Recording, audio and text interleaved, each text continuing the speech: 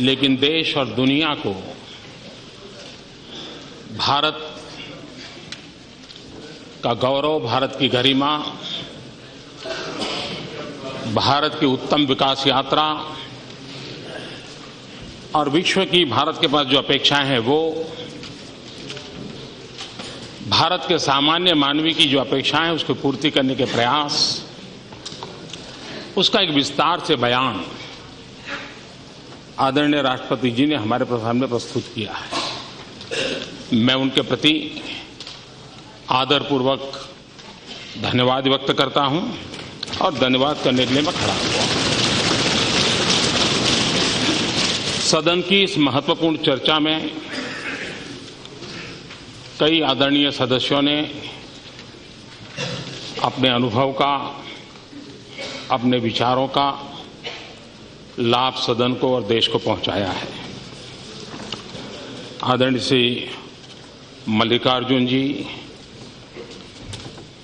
श्री वेंकैया नायडू जी, मीनाक्षी लेखी जी, Harsimrat Kaur ji, Shri P Nagarajan जी, श्रीमान सौगत राय, श्रीमान भर्तृहरि मेहताब जी, श्रीमान जितेंद्र रेड्डी जी, मोहम्मद सलीम जी, सुप्रिया सुले जी, मुलायम सिंह जी यादव जी, राहुल गांधी जी, अनुप्रिया पटेल जी, श्री रियो जी, श्री ओवैसी जी, कई वरिष्ठ आदरणीय महानुभावों ने अपने विचार रखे हैं। उन सभी को मैं धन्यवाद कहता हूं क्योंकि इस विचार को उन्होंने, इस चर्चा को सशक्त बनाने में, सुरेख बनाने में अपना योगदान किया है। मैं आज इस सदन में हम सभी सांसदों की तरफ से स्पीकर महोदय का भी धन्यवाद करना चाहता हूं, क्योंकि राष्ट्रपति जी के भाषण में संसद की कार्यवाही किस रूप में चलनी चाहिए, कैसा होना चाहिए, उसकी अपेक्षाएं व्यक्त की गई है। और ये अच्छी बात है कि हमने अपने बड़ों की सलाह माननी चाहिए, उनसे सलाह लेनी चाहिए। और राष्ट्रपति जी हमारे संवैधानिक व्यवस्था के सबसे बड़े पद पर हैं और उनकी सलाह हमने अवश्य माननी चाहिए। और मैं स्पीकर महोदय का विशेष रूप से इसलिए आभार व्यक्त करना चाहता हूं कि पिछले कुछ समय में उन्होंने कई नए इनिशिएटिव लिए हैं। उन्होंने जो श्री योजना प्रस्तुत की है, स्पीकर्स रिसर्च इनिशिएटिव, हम सभी सांसदों को अलग अलग विषयों पर रिसर्च मटेरियल मिले, हम लोगों का प्रबोधन हो। एक अच्छा प्रकल्प आपके द्वारा चल रहा है और वो संसद को क्वालिटेटिव चेंज लाने में उपयोगी होगा। मैं इसके लिए आपका आभार व्यक्त करता हूं। मैं अध्यक्ष महोदय का इस बात के लिए भी अभिनंदन करना चाहता हूं कि उन्होंने अगले 5 और 6 मार्च को पूरे देश की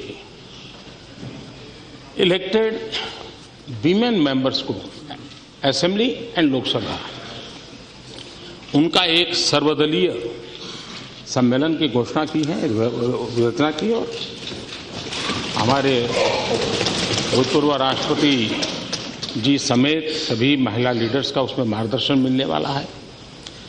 विमेन एम्पावरमेंट की दिशा में, डिसीजन मेकिंग प्रोसेस में महिलाओं की भागीदारी को सुनिश्चित करने की दिशा में आपका एक अहम कदम है और मैं मानता हूं ये हिंदुस्तान के संसदीय गतिविधि के साथ एक अच्छा कदम आपने उठाया है और सभी दलों ने सहयोग किया है। सबसे बड़ी बात है कि सभी दल के विमेन सांसद मिलकर के इसको कार्य योजना बना रहे हैं। एक बहुत ही अच्छा माहौल इसका तैयार हुआ है, इसके लिए मैं आपका आभार व्यक्त करता हूं। उसी प्रकार से बीपीएसटी ट्रेनिंग प्रोग्राम जो नए हमारे सांसद चुन करके आए हैं, उनके लगातार प्रशिक्षण, उसमें भी काफ़ी अच्छा आपके द्वारा काम का ओरिएंटेशन प्रोग्राम चल रहे हैं। मैं इसके लिए भी आपका बहुत बहुत आभार व्यक्त करता हूं। राष्ट्रपति जी ने कहा है कि सदन बहस के लिए होता है। हम देख रहे हैं कि देश पिछले दिनों सदन में जो हुआ उससे बहुत पीड़ित भी हैं, चिंतित भी हैं। और जब सदन नहीं चलता है तो सत्ता पक्ष का नुकसान तो बहुत कम होता है, देश का नुकसान बहुत होता है। लेकिन सबसे ज्यादा नुकसान सांसदों का होता है, उसमें भी विपक्ष के सांसदों का होता है, क्योंकि उनको जनता की आवाज उठाने से रोका जाता है।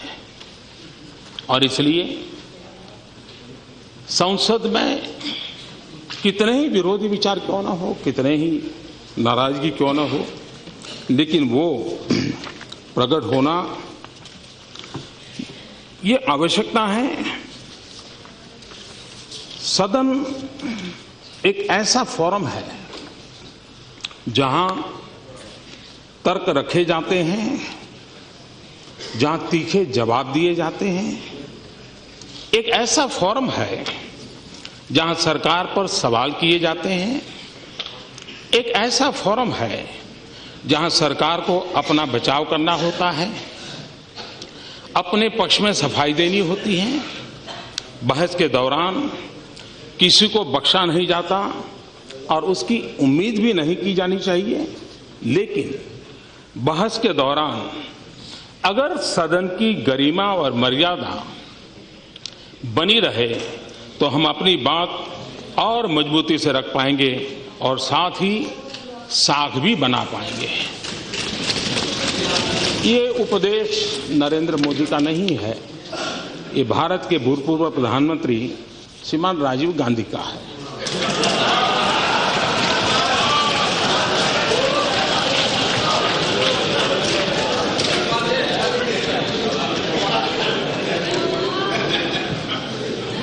राष्ट्रपति जी की बात इसलिए महत्वपूर्ण है क्योंकि उन्होंने लंबे अरसे तक इस प्रक्रिया में भी अपने जीवन के महत्वपूर्ण वर्ष बिताए हैं और उन लोगों के साथ बिताए हैं कि जिनसे ज्यादा अपेक्षा बहुत स्वाभाविक है।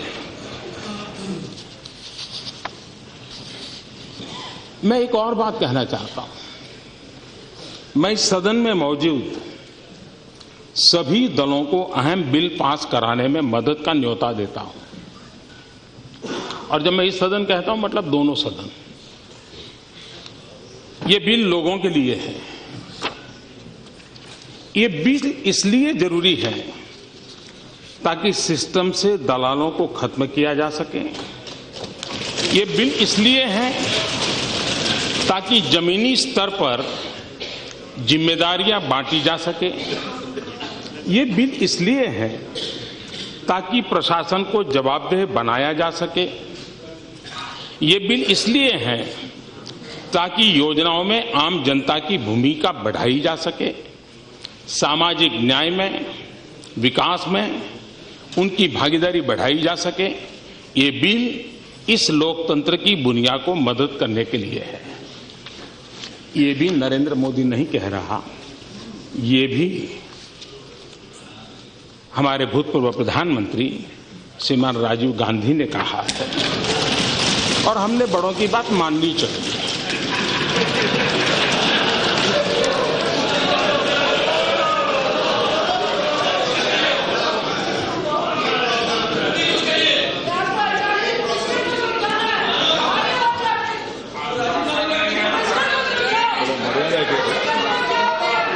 प्लीज गुस्सा नहीं करते।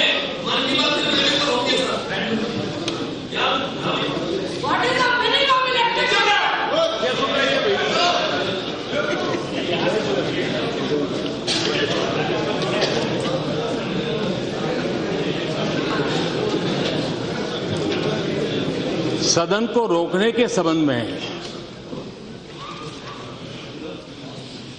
कुछ बातों की चर्चा जरूरी लगती है।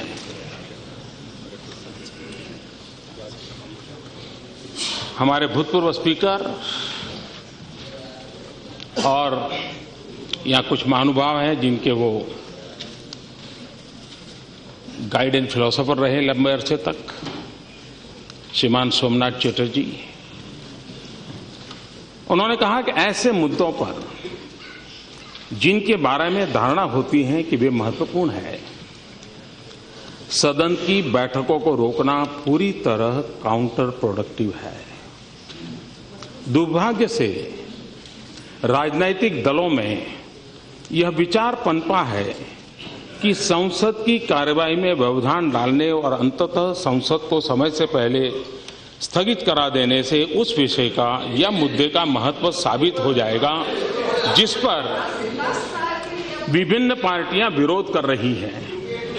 संसद के कार्यों को बाधित करने को अगर देश के लोगों के खिलाफ युद्ध जैसा नहीं भी माने तो कम से कम संसदीय प्रणाली में आस्था की कमी तो मानना ही चाहिए। दुर्भाग्य से लगभग सभी राजनीतिक दल और यहां तक कि जो छोटे दल हैं उनका भी ऐसा ही विश्वास और नजरिया दिखाई दे रहा है।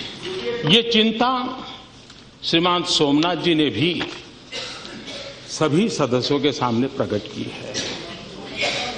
मैं एक और बात को आज कहना चाहता हूं सदन चलने के संबंध में। यहां हम संसद में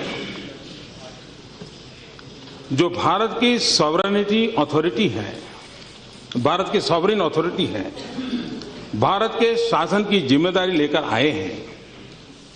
निश्चित रूप से इस सॉवरेन बॉडी का सदस्य होने से बड़ी जिम्मेदारी और बढ़िया सौभाग्य कुछ भी नहीं हो सकता, क्योंकि यह इस देश की विशाल जनसंख्या की नियति के लिए जिम्मेदार है। ये सदन हम में से सभी को अगर हमेशा नहीं तो जीवन में झी 24 तास रहा एक पाऊल पुढे।